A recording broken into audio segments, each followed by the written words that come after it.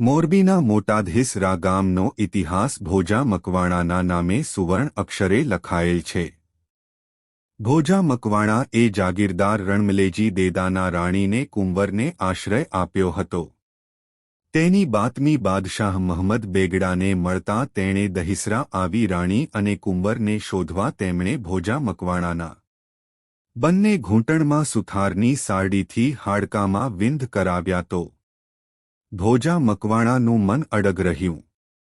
દીકરાની પીડા જોઈ નહીં શકે એમ સમજી તેના માતાને બોલાવ્યા, પણ તેના વૃદ્ધ માતા વિખેરાયેલા હાડકાનો કટકો સૂંઘે છે ને હસતા મોઢે ચાલવા લાગે છે. બાદશાહને આ જોઈ નવાઈ લાગે છે. તે એનું કારણ પૂછે છે. ત્યારે ભોજા મકવાણાની માતા કહે છે કે મારા દીકરાના હાડકામાં મારા દૂધની હજી સુગંધ આવે છે, એટલે તમારું કામ નથી કે તેનું મન ડગાવી શકો. અને આમ ભોજા મકવાણાએ આશ્રયે આવેલાનું રક્ષણ કર્યું. ધન્ય છે એ માતાને અને આહિર વીર ભોજા મકવાણાને.